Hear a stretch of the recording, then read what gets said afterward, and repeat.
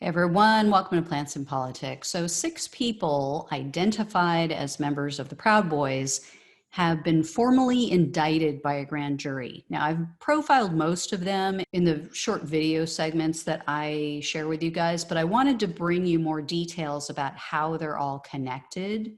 So, the 6 indicted defendants are William Crestman, Christopher Kuhn, Ryan Ashlock, Louis Cologne, Felicia Knold, and Corey Knold. And I'm probably butchering their last names, but whatever. So, or Knold, I don't know.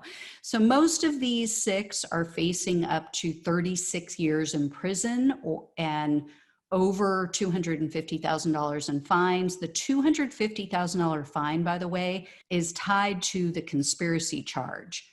Now, William Cressman is facing far more time because he was carrying a wooden axe handle, which could be used as a weapon, obviously, and he threatened a federal officer while he was in possession of that weapon. So the weapon automatically adds additional jail time to several of the other charges he was already indicted on.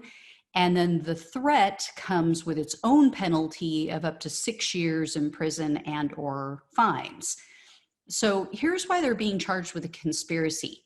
The indictment states, quote, "The defendants planned with each other and with others known and unknown to enter the Capitol forcibly on January 6 and to stop, delay, and hinder the congressional proceeding occurring that day." The prosecutors also noted the significance of the orange tape or clothing that they each had on their bodies or attire.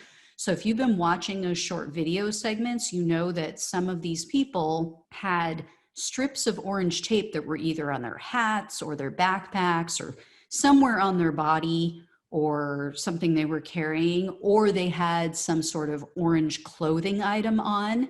So the indictment states, quote, "The use of orange tape by multiple members in the crowd was a mark that was intended to identify persons for a particular purpose.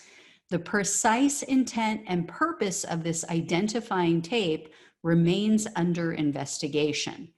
So I found that interesting because there were apparently even more people in the crowd that day with the same orange tape on their clothing or elsewhere, but they've either yet to be identified or perhaps prosecutors are planning to squeeze these 6 people to take down someone higher up in the food chain. You know, you almost have to feel sorry for the 3 that are young, that are in their 20s. I mean, Ryan Ashlock is only 21. Felicia Knold and Corey Knold are only 27 and 25, respectively. If they're found guilty and given the maximum punishment, they're going to be middle-aged men and women by the time they get out of prison. And I get that if you're in your 20s, that may sound strange because you are an adult, but we all make huge mistakes in our 20s because by law, yes, we're adults. We are. But there's so much that we don't know or understand yet about life. And every decade you go through, you go, oh my God, I had no idea what the hell I was talking about and doing in my 20s. And then you go, oh my God, I had no idea what the hell I was talking about and doing in my 30s. And it keeps going. Clearly in regard to these Knold siblings, because this Felicia and Corey are brother and sister, the apples didn't fall far from that conspiracy tree because reporters reached out to their father following their arrest, and he's all in with their right-wing media bullshit. He told reporters that it was Antifa and Black Lives Matter because, you know, that's Antifa and BLM's goal, apparently. It's to hang Mike Pence and kill Nancy Pelosi. Seriously? Is this guy even going to believe the truth when he sees pictures and videos of his kids blocking and moving barricades and then entering the Capitol illegally? Because they did.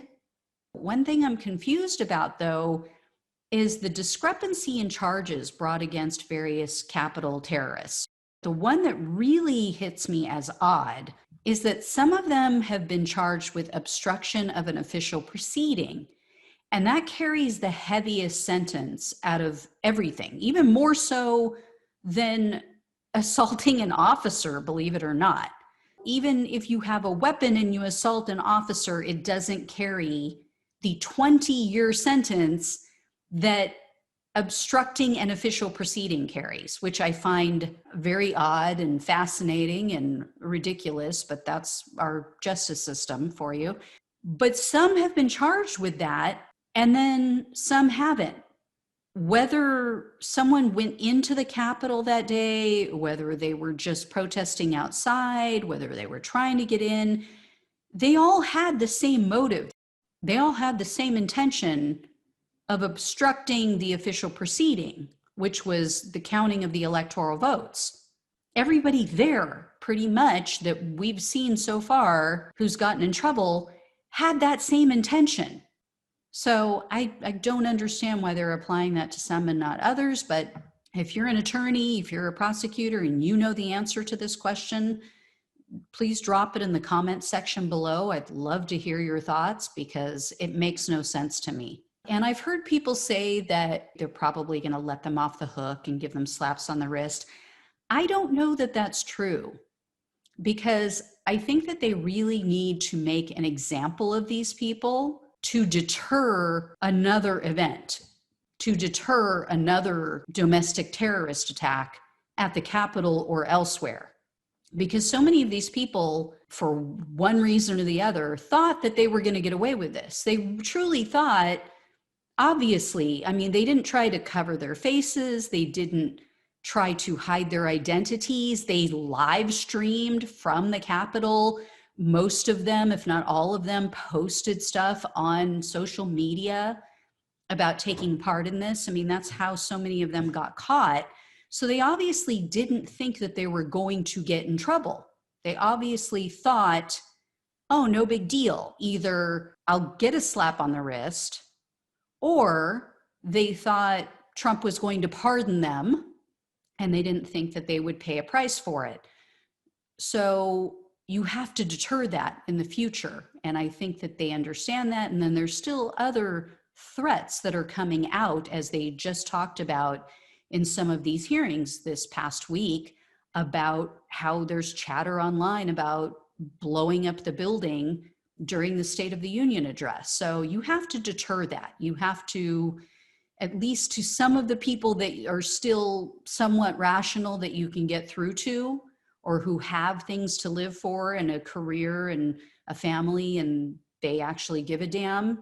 You want to get through to those people so that maybe they'll report their friends or family members or pull them back from the edge before they make a life-altering decision. I think hitting everyone with that 20-year sentence of obstruction of an official proceeding would be a great deterrent, whether or not the judge follows through with it, or whether or not a grand jury agrees and thinks that they deserve that heavy-handed of a punishment. I doubt it, but it would sure scare a lot of people.